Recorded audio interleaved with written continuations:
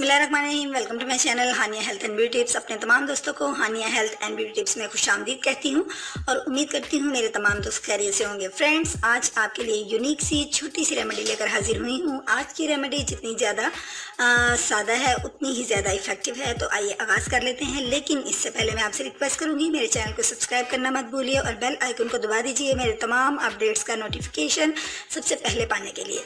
तो आइए आगाज़ कर लेते हैं अपनी वीडियो का।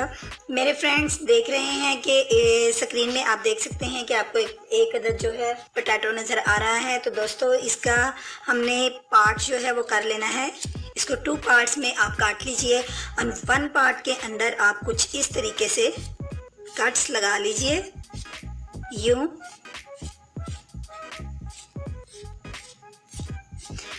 इसको ज़रा कट्स में ले आइए। ये आप देख सकते हैं इसके कट जो हैं वो लग चुके हैं। इसको थोड़ा सा हैंड्स की मदद से नरम कर लीजिए।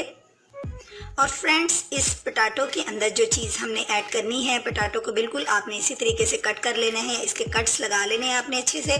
और इसके अंदर जो हमने ऊपर इसके चीज़ की एडिंग करनी है वो है मेरे पास सूजी। जी हाँ, सूजी, जिसको आप हलवा बनाने के लिए यूज़ करते हैं, घर में बच्चों की खीर बनाने के लिए आप यूज़ करते हैं।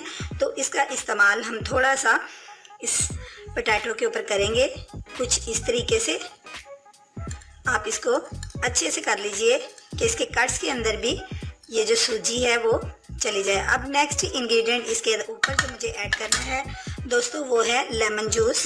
जी हाँ, 1 लेमन जूस कट कीजिए और इसी तरीके से, जिस तरीके से आपने सूजी इसके ऊपर ऐड की है, इसी तरीके से आपने लेमन जूस को पोटैटो के अंदर अच्छे से इसके कट्स के अंदर चला जाए।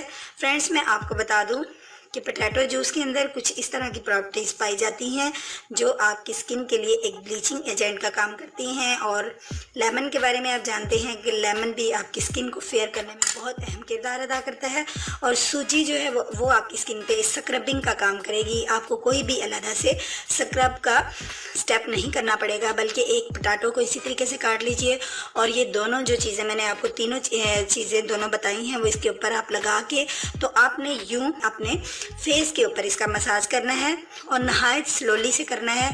जब आप फील करें कि इसका जूस जो है वो आपकी स्किन में जज़ब हो चुका है, तो आप दोबारा से फिर इन्हीं इंग्रेडिएंट्स को हल्का सा दोबारा से इसके ऊपर अप्लाई करें और दोबारा करें।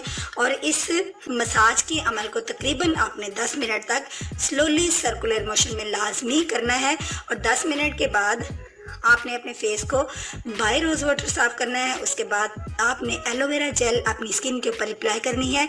अगर आपके पास नेचुरल है, यानी घर की है, तो क्या ही बात है, लेकिन अगर नहीं है तो आप मार्केट की एलोवेरा जेल भी यूज़ कर सकते हैं। और उसको आपने तकरीबन 5 मिनट तक अपने फेस के ऊपर लगे रहने देना है। उसके बाद आपने फेस को वॉश कर लेना है। उसके बाद आप देखेंगे कि आपकी स्किन किस कदर निखर गई है और ख़ूबसूरत हो गई है।